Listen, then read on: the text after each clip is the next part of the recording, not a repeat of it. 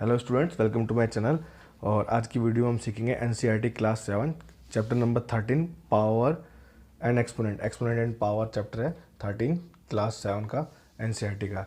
तो इसमें पहले हम एक्सरसाइज करने से पहले कुछ बेसिक चीज़ें सीख लेंगे कि असल में ये पावर क्या होती है, बेस क्या होते हैं, एक्सपोनेंट्स क्या होते हैं और एक्सपोनेंशियल फॉर्म क्या होती है।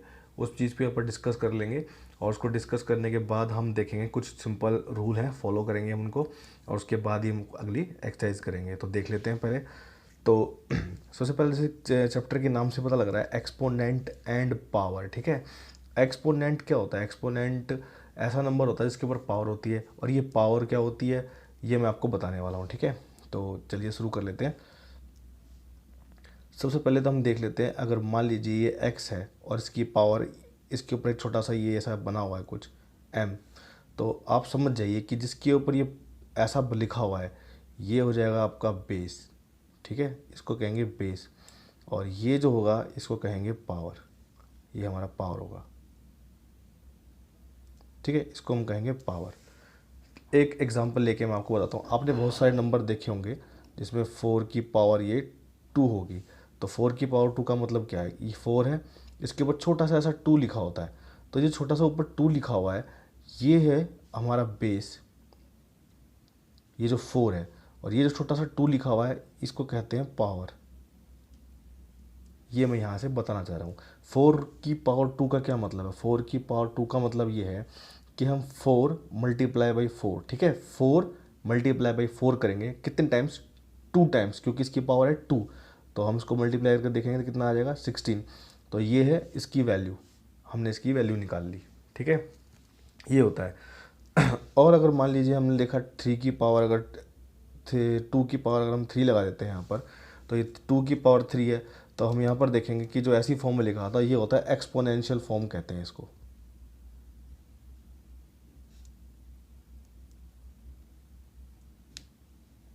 इसी को कहते हैं हम एक्सपोनेंशियल फॉर्म।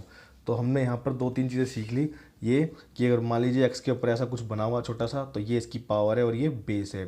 ठीक है, और 4 की पावर 2 का क्या मतलब है कि ये जो 4 मल्टीप्लाई होगा 2 टाइम्स होगा, यानी कि इसकी पावर 2 है तो ये 2 टाइम्स होगा। 4 इंटू 4 16 हो जाएगा। 2 की पावर 3 है, तो ऐसी जो फॉर्म होती है इसी फॉर्म को हम कहते हैं एक्सपोनेंशियल फॉर्म।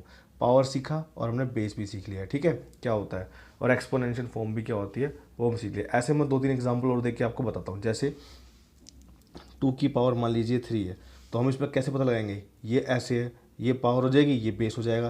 तो इसका मतलब क्या है कि 2 इंटू 2 इंटू 2, कितनी बार? जितनी बार ये पावर है।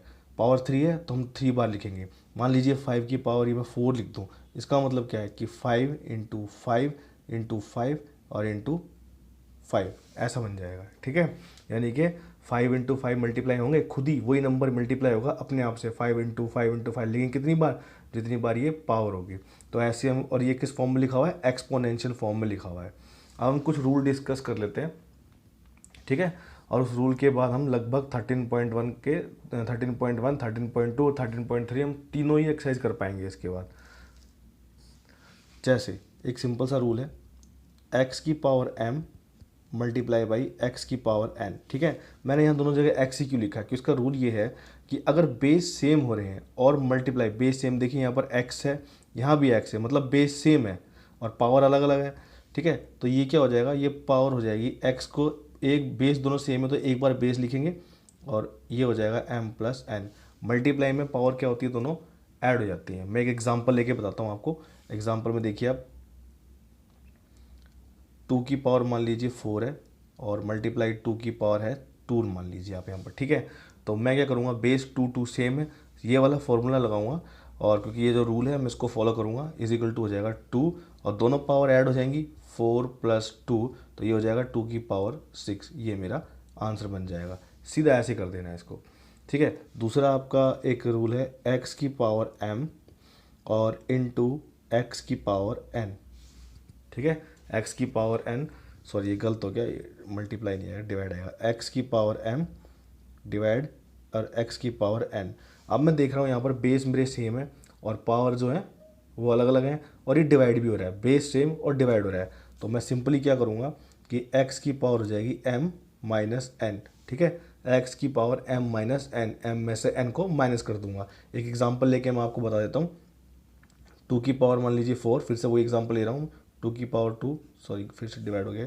2 की पावर मान लीजिए 4 डिवाइड और 2 की पावर 2, तो ये आ जाएगा 2 की पावर 4 माइनस 2 कर दीजिए। 4 माइनस 2 कितना आ जाएगा, 2 की पावर 2 आ जाएगा। यही आपका आंसर बन जाएगा। सिंपल। ये दो रूल है हमारे, ठीक है, एक तो ये और एक ये। इनको बेसिक है, इनको याद कर लेना है और इन्हीं को फॉलो करना है। फिर से एक बार रिपीट कर देता हूँ। जब बेस सेम थे, एक्स की पावर m और एक्स की पावर n मल्टीप्लाई हो रहा था, तो एक्स की पावर क्या होगी, m प्लस n हो गई। 2 की पावर 4, 2 की पावर 2 है, मल्टीप्लाई हो रहा है, बेस दोनों सेम है, मैंने पावर दोनों ऐड कर दी, 2 की पावर 6 हो गई। डिवाइड में उल्टा हो जाएगा, मल्टीप्लाई में ऐड करते हैं, डिवाइड में माइनस कर देते हैं, बिल्कुल सेम है वैसे ही। तो m माइनस n हो जाएगा। यहाँ पर 2 की पावर कितनी जाएगी, 4 माइनस 2, 2 की पावर 2।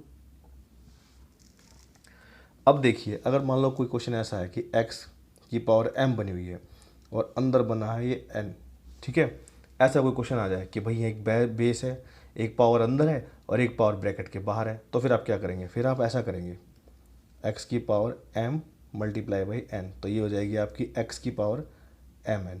ठीक है, मैं एग्जांपल देके क्लियर कर देता हूँ। 2 की पावर मान लीजिए 3 है और एक ब्रैकेट के बाहर भी 4 बनी हुई है पावर। आपने क्या करना है, 2 को लिख देना है 3 इंटू 4, पावर दोनों मल्टीप्लाई, ये आपस में मल्टीप्लाई, कितना आ जाएगा 2 की पावर 12, यही आपका आंसर बन जाएगा। सेम ये रूल यहाँ लग गया। ठीक है। अच्छा, आपको कुछ क्वेश्चन ऐसे भी देखने को मिलेंगे जहाँ पर कुछ ऐसा बना होगा, 2 की पावर, सॉरी इसको ऐसे कर लेते हैं, x की पावर m और मल्टीप्लाई y की पावर m। यहाँ पर देखिए पावर तो सेम है लेकिन बेस अलग अलग हो गए, तो ऐसी कंडीशन में क्या करेंगे, हम इनको ऐसे लिखते हैं, x की power y, sorry x into Y, bracket में बंद करेंगे और इसकी पावर 1 लिख लेंगे m।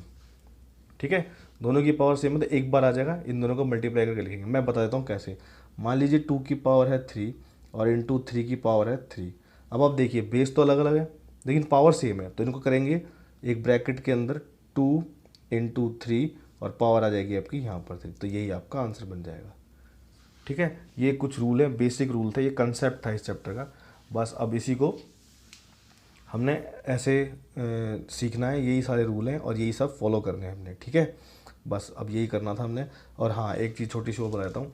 अब देखो छोटी सी एक चीज़ और भी है, मान लो 4 की पावर यहाँ पर 2 है और यहाँ पर 4 की पावर 1 है या 2